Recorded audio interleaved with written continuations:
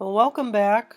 In this section, we will be exploring angle pairs, and this is a very essential section for understanding different types of angles and how to name them and what their relationships are to each other. So we're going to start off with two angles that are in the same plane and share a common side, are called adjacent angles. They have a common vertex and there's no common interior points.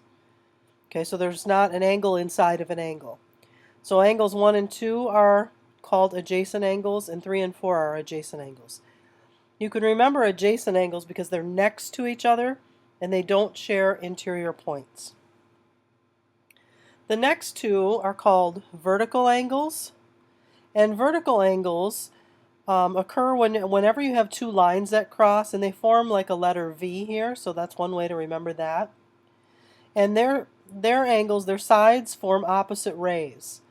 So in other words, 1 and 2 are vertical angles, 3 and 4 are vertical angles, and the sides for angle 3 and angle 4, or angle 1 and 2, form opposite rays. So remember, opposite rays share the same vertex and go in opposite directions and form a line. All right, the third type of angle that we're going to talk about are complementary angles, and complementary angles add to 90 degrees. So here's an example. Angles 1 and 2 form a 90-degree angle. You can see that by the marking. Angle A and B, if you add their measures together, add to 90, so those are also complementary angles. All right, the next set of angle pairs are called supplementary angles, and they add to 180 degrees. So angles 3 and 4, not only are these supplementary, but these actually follow the definition of adjacent angles as well. So angles 3 and 4 are supplementary and adjacent. And then we have angle B and C, and it looks like angle B is missing from this picture. I'm not sure where that went. But somewhere you should have angle B, and it should be, let's see, 180 minus 37, whatever that is, 43 degrees. So you must be missing that. Oh, here it is, up here. Angle B and C. These two would be considered supplementary.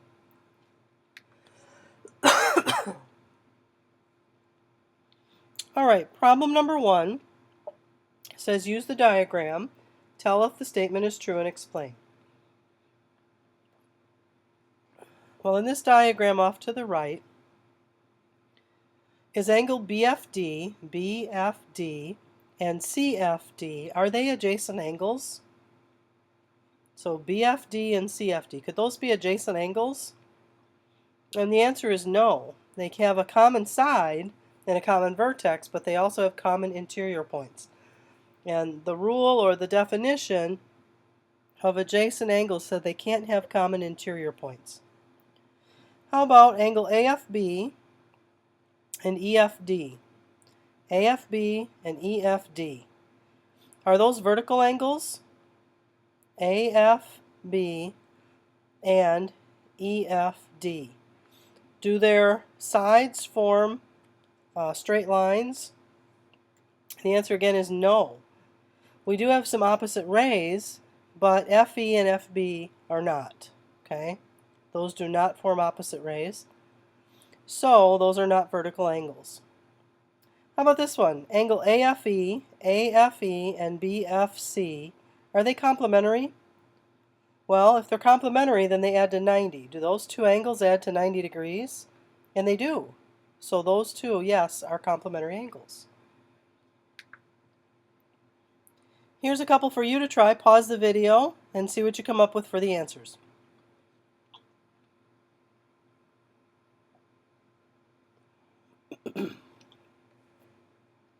All right, letter A. Angle AFE and CFD are vertical angles. AFE and CFD. And those look like vertical angles. I think that one is true, right? Their sides are opposite rays. BFC, that's the 28-degree angle, and DFE, that's a 118-degree angle. Are those supplementary? Do they add to 180? No, they do not. How about BFD and AFB. AFB. So BFD and AFB, are those adjacent? And yes, they are. Okay, they share a vertex, they share a common side, no interior shared points. So some of the things, some relationships in a diagram we can assume to be true, but other things we cannot. Here's an example of some things that we can assume to be true just by looking at the picture of a diagram. We can tell by looking at a picture whether angles are adjacent, whether they're adjacent and supplementary, and whether they're vertical. Those you can tell just by looking at a picture. You cannot conclude that angles or segments are congruent necessarily if it's not marked in the diagram. Just because they look like they're the same length or the angles are the same measure, if it's not marked in a way that you can tell, you can't assume that. You cannot tell that an angle is a right angle unless it's marked. If it's an unmarked right angle, you can't assume that it is a right angle. And you also can't assume that angles are complementary if their angle measures are not marked. So let's take a look. What can we conclude from this picture over here? Just from the markings in the diagram. What can you conclude is true? And I've got 4 bullet points for you here. The first thing you can conclude, angle 1 and angle 2 are clearly congruent because it's marked. Okay, so angles 1 and 2 are congruent. What else? Well, we could conclude that angles 3 and 5 are vertical angles, right? We could tell that. What else could we conclude? I think we can conclude that angles 1 and 2 are adjacent, 2 and 3 are adjacent, 3 and 4 are adjacent, 4 and 5 are adjacent, and 5 and 1 are adjacent. Those are all adjacent angles. And one more thing, we also have a couple of supplementary angles here. Angles 3 and 4 are supplementary, and 4 and 5 are supplementary. Okay? We can tell that they're supplementary because they form a straight line. And that brings us to a new definition. We have what's called a linear pair. A linear pair is a pair of adjacent angles where they're next to each other and they form a straight line. Okay? The non-common sides are opposite rays. So this is the common side. The two non-common sides, so side BC and AB, those form opposite rays. If that's true and you have a common side in between, then they form a linear pair. And if you have two angles that form a linear pair like we do here, then they are definitely supplementary. Remember, supplementary means they add to 180. All right, let's use some of these definitions to find some missing angle measures.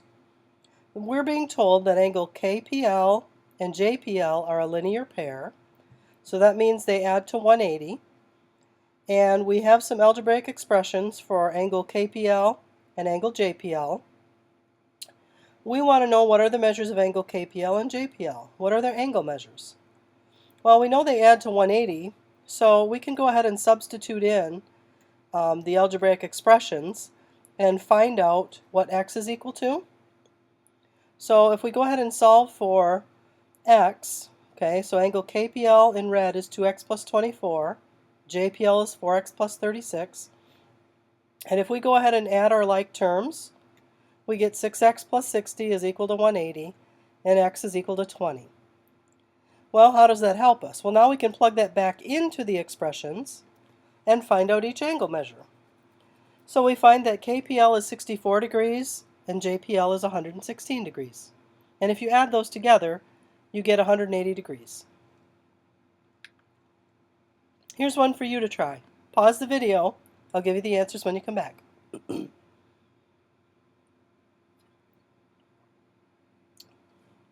All right. Hope you had some success with that. We're being told that we have a linear pair, and we know that angle ADB on the inside here, this one is 3x plus 14. And then we also know that angle BDC is 5x minus 2. All right? So, since we know that, we can substitute those two things into our equation and solve for x. Turns out x is 21, and now we can plug that back into each equation So we get 77 degrees and 103 degrees.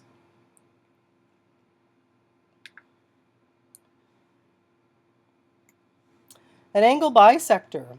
An angle bisector is a ray, and it divides one big angle into two equal smaller angles.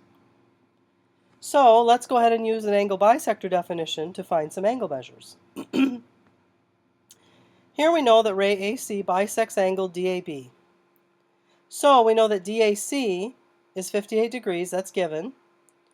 And we want to know what the big angle DAB is equal to. Well, if we know DAC is 58, we also know CAB must be 58, right?